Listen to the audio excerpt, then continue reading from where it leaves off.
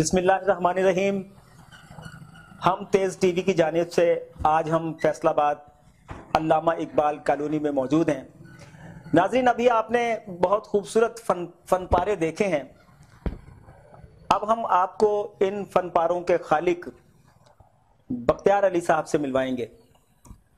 بختیار علی صاحب یہ کیسے بناتے ہیں، کب سے بنا رہے ہیں، اور وہ انہیں کتنے عرصے سے وہ اس فن سے وابستہ ہیں، آج ہم ان سے گفتگو کریں گے، آپ سے ان کی ملاقات کروائیں گے۔ تو آئیے بختیار علی صاحب سے ملتے ہیں۔ السلام علیکم۔ وعلیکم السلام ورحمۃ اللہ وبرکاتہ۔ بختیار علی صاحب، ابھی ہم نے آپ کے بہت خوبصورت یہ فن پارے دیکھے ہیں، اور یہ اسے میٹل شیٹ کے ذریعے آپ تیار کرتے ہیں۔ میٹل شیٹ اسٹیٹو میکر آپ اس کام کو کہتے ہیں۔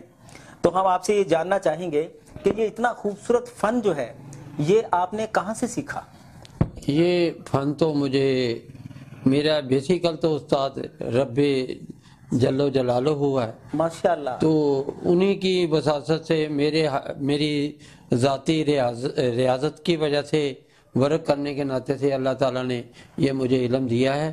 یہ ہمارے پاکستان میں کسی بھی تعلیمی ادارے میں چادر کے اوپر میٹل کی جو چادر کے اوپر مجسمہ سازی کا ورک کوئی بھی نہیں کر رہا، اور مجھے آرٹ کونسل سے یہ اپنا پاکستان کا واحد میٹل شیلڈ اسٹیٹو میکر کا سرٹیفکیٹ بھی مجھے ملا ہوا ہے۔ واہ واہ واہ واہ، بہت خوب بہت خوب۔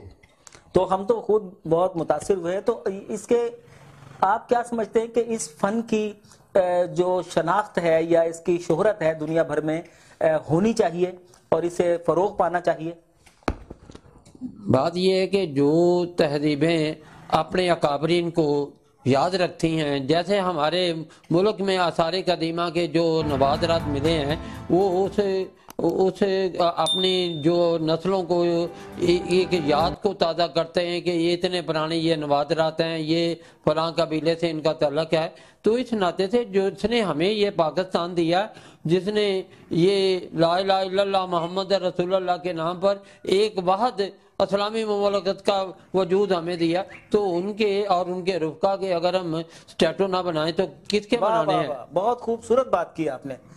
میں آپ سے یہ پوچھنے والا تھا اور آپ نے اس کا مجھے جواب دے دیا کہ اس میں تحریک پاکستان ہی کے جو کارکن ہیں اور ہماری شخصیات ہیں وہی کیوں؟ تو مجھے اس کا جواب بھی مل گیا کہ آپ کے اندر جو پاکستان کی محبت ہے وہ ماشاءاللہ کوٹ کوٹ کر بھری ہوئی ہے۔ تو یہ بتائیے کہ ابھی ہم نے آپ کو دیکھا کہ آپ اسے تیار کر رہے تھے، بنا رہے تھے، اور چھینی اور ہتھوڑے کی مدد سے، تو چھینی ہتھوڑے کی مدد سے بنانا تو زیادہ مشکل ہوتا ہے بنسبت کسی ڈائی وغیرہ کے ذریعے بنانے سے، تو آپ نے مشکل پسندی کا راستہ چنا۔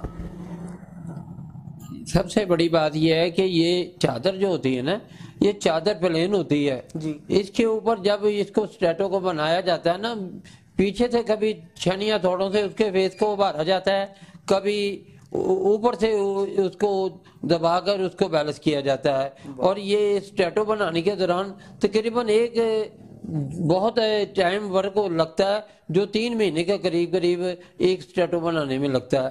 تو یہ ورک جو ہے نا بہت پیچیدہ پن ہے، اس کا یہ اگر انسان کا ذہن اور دماغ بیلنس میں نہ ہو تو یہ اسٹیٹو جو ہے نا یہ مجسمہ اپنی شکل اور صورت کو ان بیلنس کر دیتا ہے، جس سے وہ شکل نہیں پہچانی جاتی۔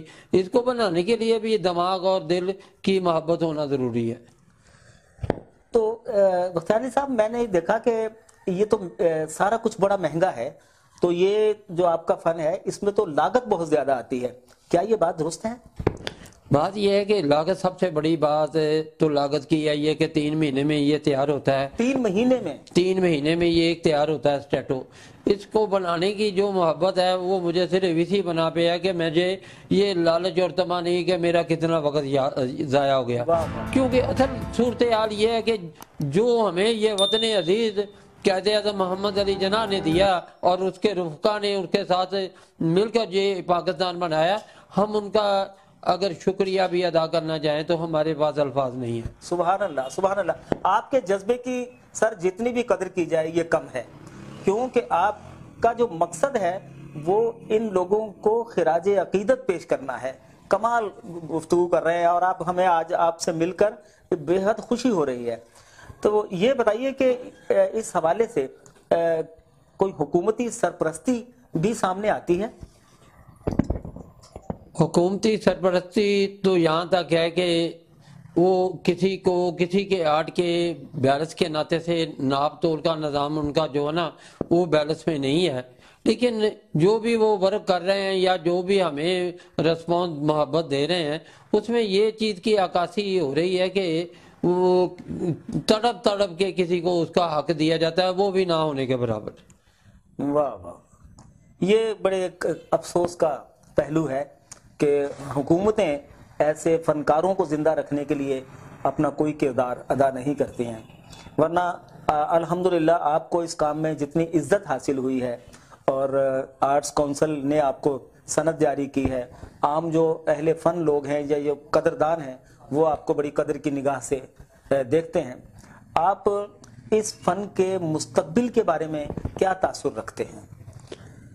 मैं तो यही कहूँगा, कुछ मैं तो अपने नाते से बात कर सकता हूँ, मैं दूसरे जो अपना फर्ज है पाकिस्तानी उनके नाते से मैं ये बात बावर करवाना ज़रूरी नहीं समझता, क्योंकि बावर करवा भी दूँ तो हर इंसान की एक अपनी अहमद होता है, अपनी सोच होती है। मैंने तो इनको जिन्होंने मुझे ये वतन दिया, मैं तो उनको जुनून की हद से अपनी आखिरी सांस भी देना चाहूँ तो मैं उनको दे दूँ, तो मैं उनका ये कर्ज नहीं उतार सकता जो उन्होंने हमें वतन दिया। और आने वाली जो नस्लें हैं वो अपने अकाबरीन को बोलती जा रही हैं, जो कौमें अपने अकाबरीन को भूल जाती हैं वो सफाए हस्ती से मिट जाती हैं। सुभान अल्लाह, सुभान अल्लाह, सुभान अल्लाह, कितनी खूबसूरत बातें कर रहे हैं आप और लुत्फ आ रहा है आपसे बात करके। तो ये फन आने वाले वक्तों में भी जिंदा रहे, इसके लिए क्या आप महसूस करते हैं कि इस फन को दूसरों तक मुंतकिल किया जाए, कुछ नए लोगों को सिखाया जाए ताकि ये जिंदा रहे और चलता रहे?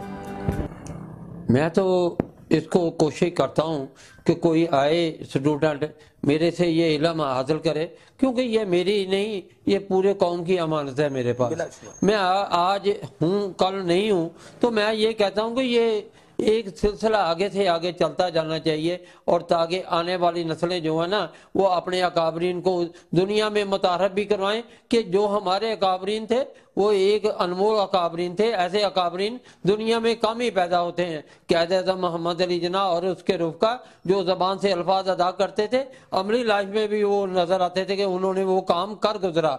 आज भी उनकी जिंदा मसाल है कि हमारे जो बच्चे हैं, बूढ़े हैं या जो भी तारीख लिखने वाले हैं वो लिखते वक्त ये अल्फाज ज़रूर दोहराते हैं, वो अपने अल्फाजों में ये अपना अहाता ज़रूर करते हैं कि जिन्होंने ये वर्क में अपनी ज़िंदगी में एक अमली किरदार अदा किया, वो सिर्फ और सिर्फ क़ायद-ए-आज़म मोहम्मद अली जिन्ना थे, जो बोलते थे या किरदार था या उनका गिरफ्तार था या अमाल था या उनके साथियों का था, वो ऐसा ही था कि उसके ऊपर हर हालत में अमल होता था। वाह वाह वाह, आप तो क़ायद-ए-आज़म के बहुत बड़े आशिक हैं, बिलाशुबा आपके अंदर से खुशबू आ रही है उनके इश्क की। अल्लाह ताला आपको सलामत रखे, खुश रखे। मैं आपसे ये पूछना चाहूँगा कि अगर जैसे अब आपके काम की शोहरत हो रही है और आप मुख्तलिफ चैनल्स पर आपके काम को दिखाया जा रहा है, अगर पाकिस्तान से बाहर के लोग भी अपनी मनपसंद शख्सियात पर काम करवाना चाहेंगे तो क्या आप अपनी खिदमात पेश करेंगे? मैं वो काम करने के लिए उनके साथ ज़रूर एग्री होऊंगा जिसमें किसी के अपना ज़ात के ऊपर हिट ना हो। वो आर्ट हो तो वो मैं बनाऊंगा उनका, लेकिन वो आर्ट इसी अंदाज का हो कि उसमें ये बात बावर हो जाए कि ये एक दूसरे के लिए या एक मशले राह चीज़ है, ये एक ऐसी चीज़ है जो किसी को भी गिफ्ट दिया जाए या बनाया जाए या कोई भी वर्क किया जाए, किसी की दिलोदारी ना हो। वाह मुख्तार अली साहब, अगर मैं आपसे कहूं कि आप इस काम के हवाले से हुकूमत से कोई मुतालबा रखना चाहते हैं कि वो ऐसा किरदार अदा करे ताकि इस फन को मजीद परवान चढ़ाया जा सके?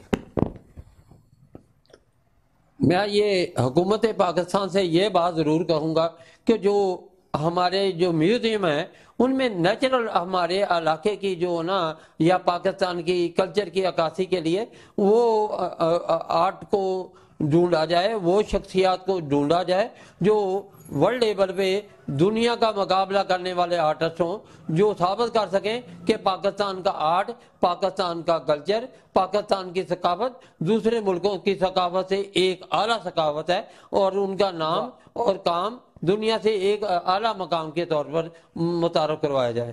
کیونکہ یہاں پہ ہر کام کرنے والا کم علم والا ہے یا زیادہ علم والا ہے، لیکن ذہن کے ناطے سے وہ اپر لیول کا آدمی ہے، اور وہ دنیا میں اپنی طاقت کا لوہا منوانا جانتا ہے اور منوا کر بھی دکھایا ہے. جیسے ہمارے ڈاکٹر قدیر نے یہ قائد اعظم محمد علی جناح کے ایک سپاہی بن کر پاکستان کا دفاع کا کردار ادا کیا. ادھر قائد اعظم نے پاکستان بنایا، انہوں نے ایک دفعہ ہی بارڈر لائن دے دی کہ پاکستان کو کوئی بھی فتح نہیں کر سکتا، کوئی اس کو شکست نہیں دے سکتا، اس کے اوپر غلبہ نہیں حاصل کر سکتا. میں ان لوگوں کو خراج تحسین پیش کروں گا جو پاکستان کے لیے قائد اعظم محمد علی جناح کی ٹیم کا کام کردار ادا کر کے کر رہے ہیں، اور پاکستان کے لیے ان کا جینا مرنا اوڑھنا بچھونا ہے.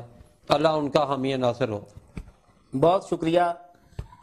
ناظرین، آپ نے دیکھا کہ ہم نے آپ کی ملاقات رانا بختیار علی صاحب سے کروائی، اور ہم جتنے بھی اہل فن دوستوں سے ملتے ہیں ہم دیکھتے ہیں کہ انہیں اپنے فن سے عشق ہوتا ہے، لیکن اس کی دنیاوی وجوہات ہوتی ہیں.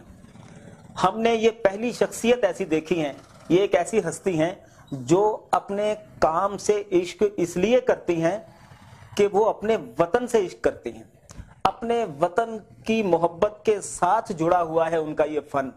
اور آج ہم اتنے امپریس ہوئے ہیں ان کی یہ باتیں سن کر، ہم ان کے لیے دعا گو بھی ہیں، اور میں ان کے اس فن کو، اس کام کو سیلیوٹ پیش کرتا ہوں. اللہ تعالیٰ انہیں سلامت رکھے اور ان کے فن کو مزید اجاگر کرے اور ان کا فن دنیا بھر میں اپنے آپ کو منوا سکے. رانا بختیار علی صاحب، اب چونکہ ہم اختتامی لمحات کی طرف بڑھ رہے ہیں، تو جب یہ انٹرویوز آپ کا پوری دنیا میں دیکھا جائے گا تو بہت سارے لوگ ہوں گے، مجھے پورا یقین ہے کہ جو آپ سے رابطہ کرنا چاہیں گے اور آپ سے کچھ کام لینا چاہیں گے. تو آپ اس کے لیے اپنا نمبر ہمیں ضرور دیجئے تاکہ لوگ اس نمبر پہ آپ سے رابطہ کر سکیں. میرا نمبر سکرین کے اوپر چل رہا ہے، اگر کسی نے بھی کوئی رابطہ کرنا ہو تو سکرین کے نمبر سے میرے سے رابطہ کر کے میرے سے ہیلو ہائی کر لے تو میں حاضر ہوں. بہت شکریہ. آخر میں آپ اس قوم کے نام، اس قوم کی نئی نسل کے نام کوئی پیغام دینا چاہیں تو بتائیے. میں اپنے قائد کے یوم ڈے کے ناطے سے، جو ہمارا باپ ہے، ہماری پوری اپنے پاکستانی قوم کا باپ ہے، میں انہیں ان کی پیدائش کے سلسلے میں، اس کی آمد کے سلسلے میں اس کو سلوٹ کرتا ہوں کہ جس نے ہمیں یہ وطن عزیز دیا. دوسری بات یہ، میں اپنی قوم کے بچوں سے، آپ نے جو پاکستان میں رہنے والے ہیں، میں ایک قائد اعظم محمد علی جناح کا یہ چند لفظ ادا کروں گا. انہوں نے بولا تھا ایمان، اتحاد، تنظیم، یقین محکم پر جب تک تم عمل درآمد کرتے رہو گے، اے میری پاکستانی قوم، دنیا کے ہر جگہ پہ آپ کا نام چاند کی طرح بلند ہوگا اور ہر میدان میں آپ کامیابیاں آپ کو اللہ تعالیٰ دے گا. واہ واہ واہ، بہت خوشی ہوئی آپ سے مل کر. اجازت دیجیے. تھینکس. السلام علیکم. اللہ حافظ.